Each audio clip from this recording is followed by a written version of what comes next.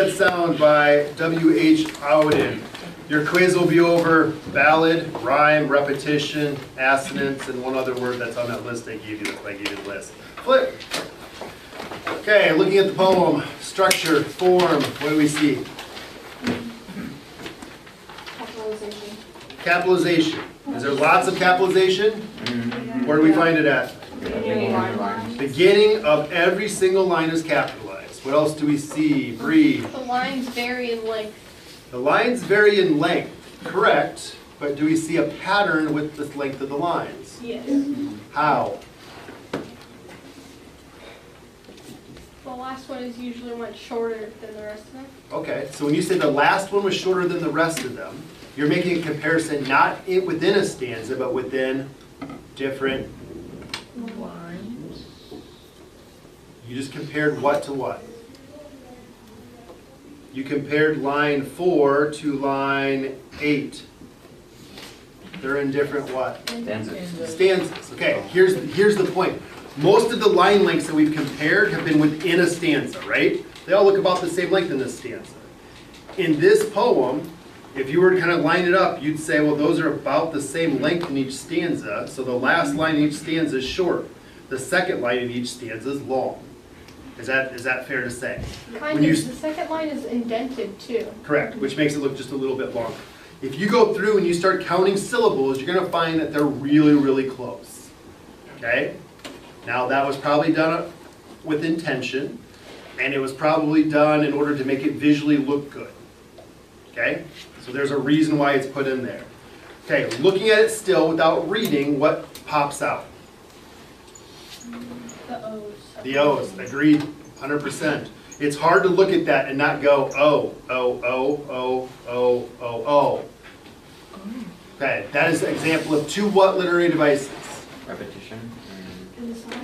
Yes, nice job. Repetition and assonance, okay?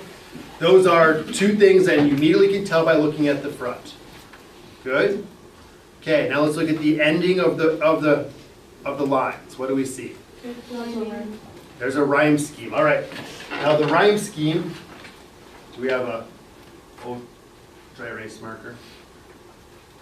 Oh, this one that you said goes A something, Yeah. A something. It's okay. It's okay. We're good. All right. So looking at it here, the first line, ear, would be, what would we put next to ear? A. Drumming would be a B. Deer would be a A. Coming would be a B. B. All good, right? Okay, now here's the difference that we have in this poem. Bless you. Clear rhymes with ear and deer, right? So clear stays A. Brightly doesn't rhyme with drumming or coming, so it becomes a C. Does deer rhyme with deer? Yes. Wow, yes. Okay, so it's A, C, A, C. Then the next stanza goes A, D, A, D. Good? Okay, we want to look at the fourth stanza. The first line of the fourth stanza, oh, why have they left that road down there? We've got a problem. Does there rhyme with deer? No. Everything else in those lines rhyme. So what do we have to do to there? We have to pronounce it funny. Okay, so there becomes deer. Now dear. Okay, this is how poets cheat. Okay, and they cheat because in order to get a rhyme scheme, sometimes it's really, really hard.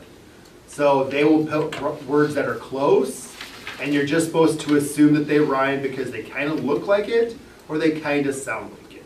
So that would be a near rhyme. That kind of, it's near it, but not quite. So you're just going to give it the benefit of the doubt there, that it doesn't go A, B, A, B, A, C, A, C, A, D, A, D, F, G, A, G. Like, you just have to assume that that's what he meant. Good? Flip. Okay, looking at the next. Now the O's kind of start to go away a little bit, but they're still always in the first stanza. Okay, our rhyme scheme continues. The length of our lines are about the same. When you start to count, you're going to find that they're close, but not quite. All right, back to the front. I'm going to read really quick.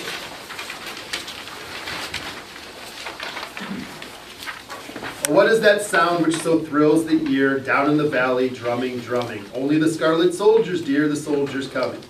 What is that light I see flashing so clear over the distance, brightly, brightly? Only the sun and their weapons, dear, as they step lightly. What are they doing with all that gear? What are they doing this morning, Only their usual maneuvers, dear, or perhaps a warning. Why have they left the road down there? Why are they suddenly wheeling, perhaps a change in their orders, dear? Why are you kneeling? Flip. Haven't they stopped for the doctor's care? Haven't they reined their horses? Why, they are none of them wounded, dear, none of these forces.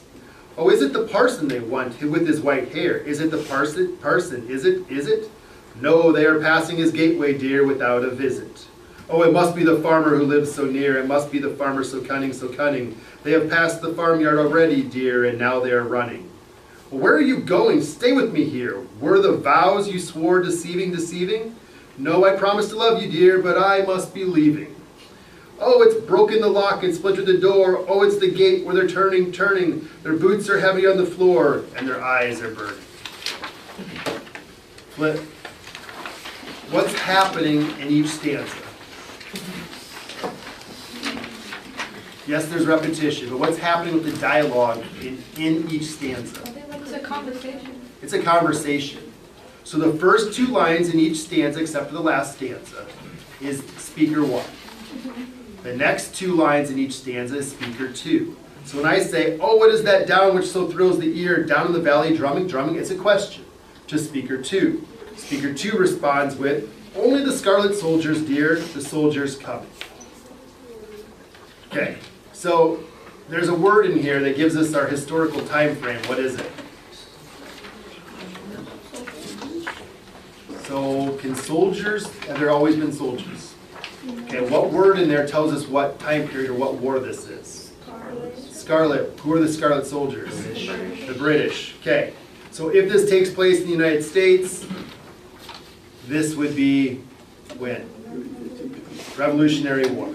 Okay, so we're talking like 1700s, somewhere in there. Good? Okay. So what do they see? One person says, I hear drumming. The other person says, it's just the British soldiers. Okay. Stanza two. What is that light I see flashing so clear over the distance, brightly? The second one says, what is it? The sun reflecting off their weapons, which is kind of ominous that they're pointing out, yeah, they got weapons. Which soldiers would probably have weapons? What are they doing with all that gear? What are they doing this morning? Only the usual maneuvers, dear, or perhaps a warning. Maneuvers would be what? Marching. It also says on here. Training exercises. Okay, so they could be out training, or maybe they're actually out to get someone. Okay, last four stanza. Why have they left the road down there? Why are they suddenly wheeling? What have the soldiers suddenly done? Okay, so they were coming down a path, and now all of a sudden they all turn. When soldiers turn, especially during the Civil War and Revolutionary War, they would turn in unison.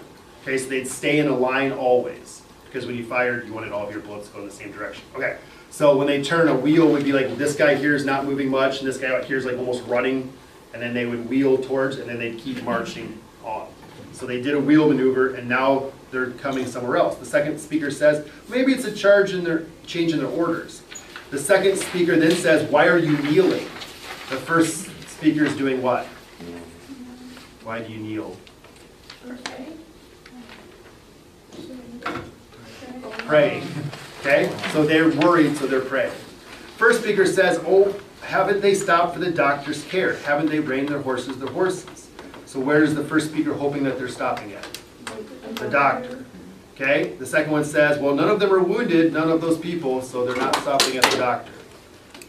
The next stanza says, is it the parson they want with the white hair? Is it the parson? Is it? Second speaker says, no, they walked right by his house. They're not even stopping for a visit. They're still coming. First one goes, it must be the farmer who lives so near. He's pretty cunning. I'm sure he did something wrong. Second one goes, nope, they passed by the farmyard and now they're running towards us. Okay, now you figure out what the relationship is between the two speakers. First speaker one says, where are you going? Stay with me here. Were the vows you swore deceiving? What's the relationship between speaker one and speaker two? Married. They're married. We don't know which one's the boy and which one's the girl. So even though we assume, You don't know who's leaving who at this point. The second speaker says, no, I promise to love you, dear, but now I must be leaving. So the second speaker says, no, I promise to love you, and I do, but I'm getting out of here because they're coming for us. Speaker one states. Speaker one gets, oh, it's the broken lock. What are the British doing? Breaking in. Okay, they went through the gate, and now they're in the room, and now they're so close I can see what? Their eyes. And their eyes are burning, which means what? They're bad. Okay, they're upset. Good? Deep breath. Okay, so that's what happened in here. Now what's the meaning of this saying? First of all, what mood is created by this? A little bit Suspenseful. Yeah. Suspense, scared. Okay? At first, the first speaker starts off nervous the whole time. The second speaker is kind of playing it off, oh, it's nothing, oh, it's nothing. But then the second speaker realizes what's happened and is like, yeah, I'm out of here.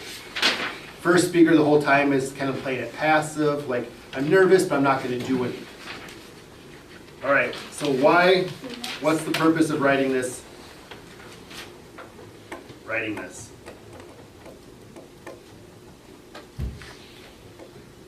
Okay, we read the paragraphs about the author.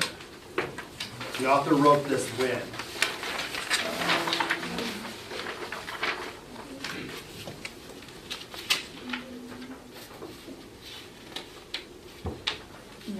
In the 30s. 1930s. What was happening in the 1930s, folks, especially the end of the 1930s? Leading up to World War II. Reading up to World War II. What was happening in Eastern Europe right before World War II? I didn't hear you, sorry. I don't think I'm right in mine. Sorry. Was Hitler like going towards everybody? Like just So Hitler was invading countries, correct? Starting with Poland and working his way through multiple other countries, taking them over. Okay? How does that relate to this? What did the rest of the world do when Hitler invaded Poland? Ooh, they kind They of just hid from it. Watch. No. We did nothing. They just, no one. We threatened and said, "Hey, don't invade Poland. That's bad. Really, really bad. Don't." we don't kill people. Okay, but most of the world didn't care because that land that Hitler was invading was former German land that was taken away in World War I. And a lot of people in the world said, you know what? It's kind of their land. Those are German people that live there. Like, all right, I don't want to start a war over this. Like, they could have that land. And then they invade another country, and then they invade another country. Then they invade France. It wasn't until they invaded France that England declared war. Okay? Countries around the world let Hitler keep invading countries and taking people over. Like, he was already planning like mass exterminations of people and how to move people out of his area now. Like, all of that was already started, and the world was kind of sitting back going, not us, we good. Okay? Same thing happens within occupied Europe at the time. A lot of people sat on their butts and were like, well, they're not taking me away right now. They're taking away the homosexuals. I'm not gay, so I'm okay. They're taking away the Catholics, but I'm not Catholic, so I'm okay. They're taking away the gypsies. Well, I'm not a gypsy, it's okay. They took away the Jews, but I'm not a gypsy or a Jew or gay, so I'm fine. Right? Until one day they knocked on your door and took you away. And you're like, oh yeah, I wrote that book against Hitler. Yeah, that was probably, I should have left. Too late. Okay? This book is a warning to the world saying, don't sit around. Okay, the two speakers sit there watching these soldiers come at them. And the whole time they're making excuses. Like, oh yeah, they're just coming. I'm like, yep. Not me though, it's okay. They're going for the farmer, no, not the farmer. Oh, the doctor, no, not the doctor. Going for the parson, no, not the parson. Me? Uh-oh, too late, I haven't left. Okay, so this is a warning. So, this, while being a very traditional poem, would you agree? Okay, this is a very traditional poem. It's set much later than so this is set during the Revolutionary War, the poem, written during the 1930s, so World War II era. A warning to people saying, we let it happen before, we've let it happen again, let's not let it happen again. Good? Okay, any other questions about the poem? Okay, if you pick this poem to do your speech or your paper about, there's lots of slant rhymes, there's lots of repetition, like this has a lot of stuff to talk about it. Okay, all right, Tate, we're good.